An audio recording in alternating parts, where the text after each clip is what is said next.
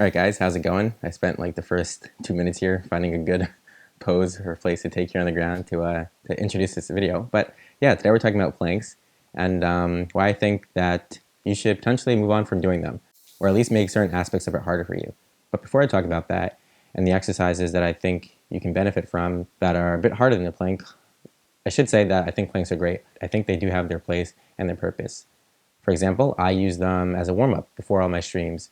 So when I'm getting started, when I'm stretching, when I'm getting warmed up, I also do a 60-second plank just to get my core engaged, get my glutes engaged, start getting the blood flowing, and start getting ready for more difficult exercises.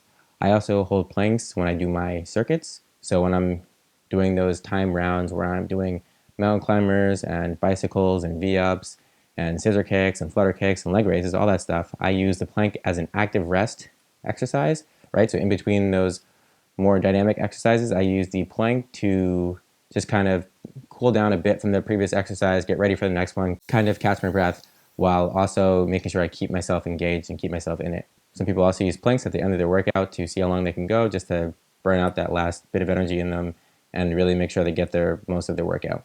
So they do have their purpose for that. However, if you're at the stage where you can do planks in general for over 60 seconds, I think it would be more beneficial to start adding in some variations, some other exercises. Why?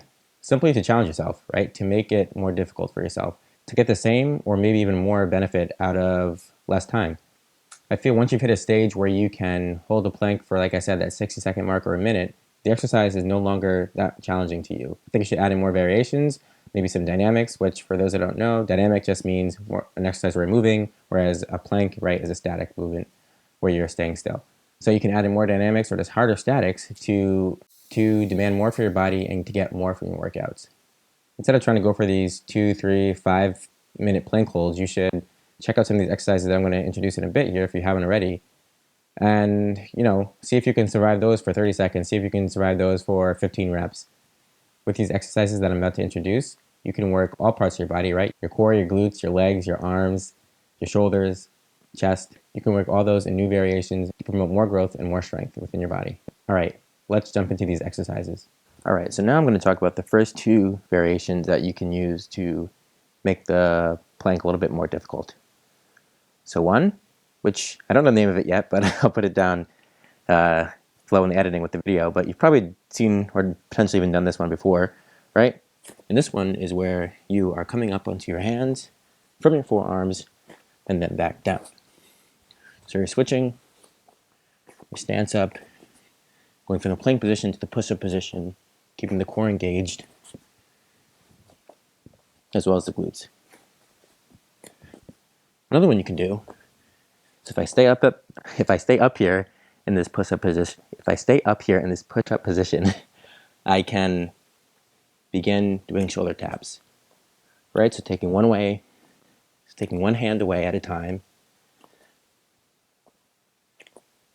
keep myself stable. And this brings me to talking about points of contact. So points of contact, kind of just a term which is pretty simple and somewhat self-explanatory, right? How many points of contact do you have with the ground? How many parts of your body are touching the ground? So in this standard plank here, we have 4. We have both of our feet, and then we have our forearms, both of those, right? Or in this case, our hands. If we're, our hands if we're up in the push-up position. Now, if I want to make these exercises more difficult for myself, I can remove points of contact. And why are these exercises now more difficult? Well, because I have to stabilize myself with less points of contact, right? With less of my body touching the ground. So if you can go for reps on these, right? Treading off with your arms or your hands. Same thing up in the push-up position. This is actually pretty difficult. As well as you can do right with your feet, taking your feet off the ground. And then you could also combine, do a foot and a hand at once, make it even harder. So usually opposite hand, opposite foot, so you can at least have some balance, right? Oh gosh. But yeah, these are ways you can get reps like this Try to go for 15 seconds like this, or do 6-8 reps. It's difficult though. All right, so another variation we can do is kind of a Spider-Man plank. So this is another dynamic exercise, right? You're moving, and if you've heard of the Spider-Man push-up, right? It's where when you come down to the ground, you bring one leg in. You do the same thing in the plank form, right?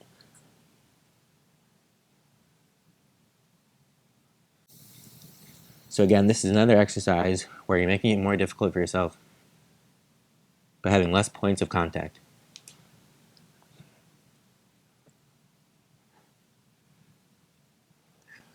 All right, now I have some fitness sliders under my feet here that allow me to slide quite easily, right? Less friction. What I can do with these is get into some dynamic work where I bring the legs in and then straighten back out to a plank, right? Engaging the core the whole time. So this way we have that crunching motion in as well.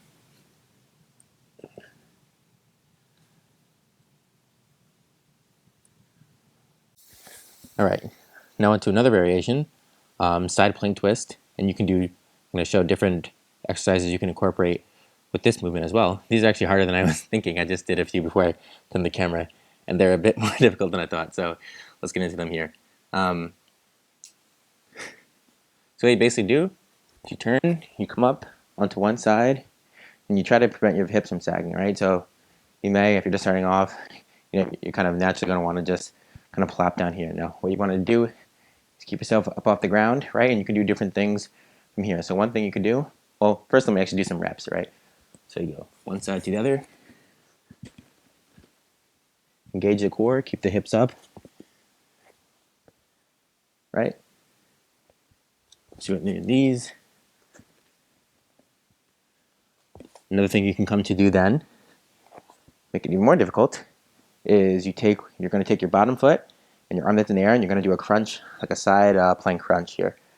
So I have to get the coordination down myself, right? So I took my bottom leg and brought my knee to the elbow, right? And so it's going to be the opposite leg than the arm that's in the air, right? So now I have my left arm in the air. I'm going to bring my right knee to the crunch movement. I turn back to somewhat of the shape and lower myself back down and do those for reps as well, right? So again, you could just do, when you're starting off, you can just do the different turns, right? Then you can add in the knee as well. Ooh. And then return that back up to here. The plank variation here is, right, instead of having your elbows be below your forearms, right, you can begin to either go out more on your hands or just move your forearms further away.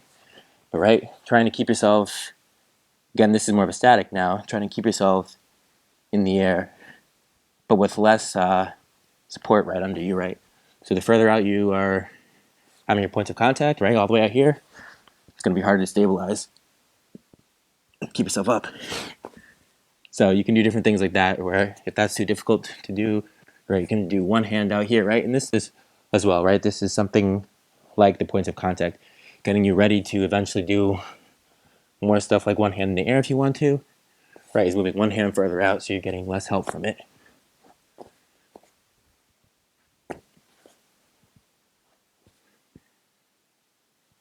So yeah, like I said, some of these exercises, I don't even know the names of some of these different things.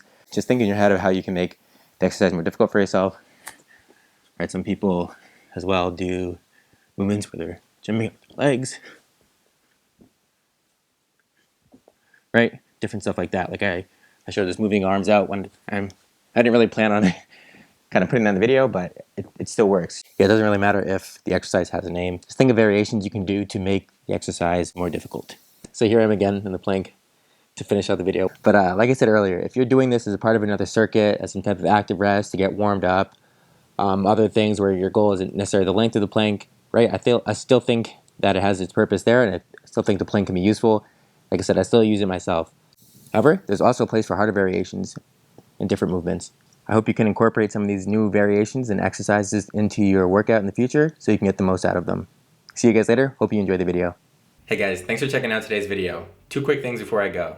1, you guys should come check out my Twitch channel. There, I live stream my workouts every day, and those workouts consist of exercises like the ones you just saw in this video, ones that are more focused around building strength and muscle, or ones that are more focused around burning fat and enhancing cardio. Second thing, I also give answers to your fitness questions, so anything you ask me in chat about nutrition or working out, I'd be happy to answer. So yeah, if you'd like to interact with me at all, or you want some fitness advice, just come check out my Twitch stream. Link is down in the description. Thanks.